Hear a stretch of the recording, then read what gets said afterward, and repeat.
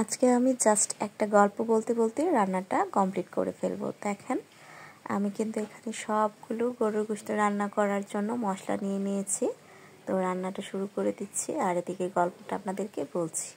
গল্পটা হচ্ছে একটা বড় গ্রাম ছিল আর বড় গ্রামের পাশে ছিল ছোট একটা গ্রাম। তো ছোট গ্রামে বাবুর মা ওনারা থাকতেন আর সাথে ছিল বাবুর বাবা।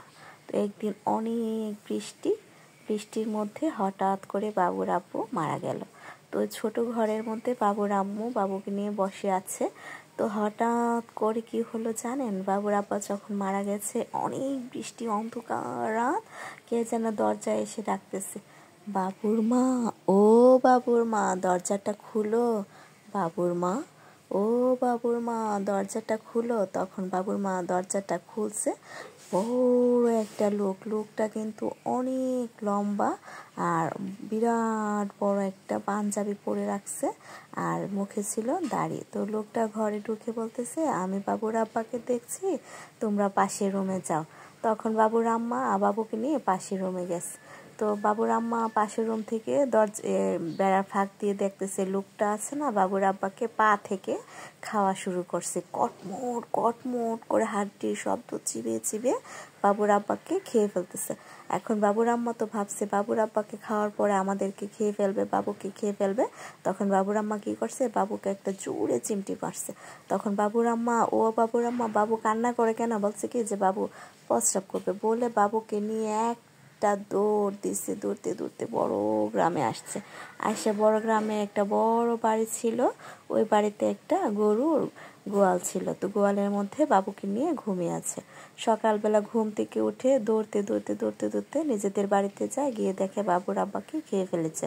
তখন যে রক্ত টক্ত পড়েছিল সেগুলো পরিষ্কার করে ওনারা রান্না করে বাবুকে নিয়ে খেয়ে তারপর আবার যখন রাত হয়েছে তখন আবার ওই গোয়ালটাতে এসে বড় বাড়িতে ওরা ঘুমায়। এভাবে 16 বছর কেটে যায়। তো বাবু বলে, আম্মু আমরা আর কত মানুষের বাড়িতে থাকবো, আমরা এখন নিজেদের বাড়িতে আজকে থেকে থাকবো। তো যখন বাবুর 16 বছর বয়স হয়েছে ওনারা নিজেদের বাড়িতে ঘুমানোর জন্য গেছে।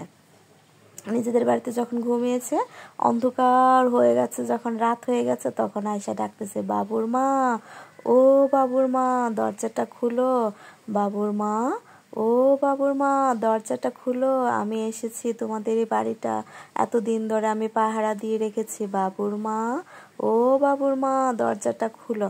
তখন বাবুর আম্মা কি করছে, দরজাটা খুলছে, এমনি এই লোকটা ঘরের ভিতরে প্রবেশ করছে। তখন বাবু বড় একটা লম্বা লোহার লাঠি দিয়ে লোকটাকে বাড়ি দিতে মেরে ফেলছে। তখন মেরে ফেলছে পরে এটা একদম মাটির সাথে মিশে গেছে। আসলে এটা ছিল একটা জিন।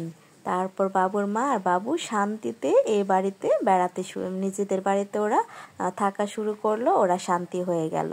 যাই হোক, গল্পটা বলা, দেখেন গল্প বলাও শেষ, আমার রান্নাও কিন্তু প্রায় হয়ে গেছে। তো আমার গল্পটা শুনে যাদের কাছে ভালো লেগেছে তারা যদি এরকম আরও নতুন সুন্দর গল্প শুনতে চান তাহলে আমাকে কমেন্টস করে জানাবেন। আমি কিন্তু আপনাদেরকে এরকম আরও মজার অনেক গল্প বলবো। তো দেখেন আমার গোশতটা কিন্তু হয়ে গেছে। আর গোশতের তরকারিটা এত তাড়াতাড়ি হওয়ার কারণ হচ্ছে আমি আগে থেকে কিন্তু হলুদ লবণ দিয়ে গরুর গোশতটাকে সিদ্ধ করে ফ্রোজেন করে রেখে দিয়েছিলাম। তো যারা আমার মতো চাকরি করেন তাদের সময় কম, ছুটির দিনে কিন্তু অনেকগুলো গোশত এভাবে সিদ্ধ করে রেখে দিতে পারেন। আর যখন সময় থাকবে না, অফিসে যাওয়ার সময় হয়ে যাবে, তখন আপনারা এভাবে অল্প সময়ের মধ্যে সিদ্ধ করা গোশতটা সবগুলো মশলা দিয়ে কষিয়ে রান্না করে ফেলবেন। মাত্র 15 থেকে 20 মিনিটের মধ্যে রান্নাটা কমপ্লিট হয়ে যাবে। দেখেন আমার গোশতের রান্নার কালারটা কত সুন্দর হয়েছে। গরুর গোশতটা দেখতে যেমন সুন্দর হয়েছে, খেতেও কিন্তু খুবই টেস্টি হয়। আর রান্নাটাও কিন্তু খুব অল্প সময়ে হয়ে যায়। যখন সময় থাকবে না অফিস থেকে এসে এভাবে জলদি করে রান্না করে ফেলবেন। আর যখন ছুটির দিন থাকবে বেশি করে গরুর গোশত হলুদ লবণ দিয়ে সিদ্ধ করে ফ্রোজেন করে রেখে দিবেন। আর অল্প সময়ের মধ্যেই কিন্তু রান্নাটা কমপ্লিট হয়ে যাবে। আর খেতেও কিন্তু ভালো লাগবে, যেহেতু তরতাজা একটা রান্না হবে। আর অল্প সময় লাগবে, 15 থেকে 20 মিনিট মশলাটা কষাতেই কিন্তু গোশতের ফ্রোজেন করা মানে যেহেতু এটা ফ্রোজেন করা আছে মানে এখানে বরফটা ছুটে যাবে আর অন্যদিকে কিন্তু মশলাটাও কিন্তু কষানো হয়ে যাবে। রান্নাটা দেখেন কত লোভনীয় হয়েছে। আমার রান্নাটা কিন্তু গল্প বলতে বলতে কমপ্লিট হয়ে গেছে। আলহামদুলিল্লাহ, খুবই টেস্টি হয়েছে, খুবই মজা হয়েছে। আমি এখন চুলাটা বন্ধ করে দিয়েছি।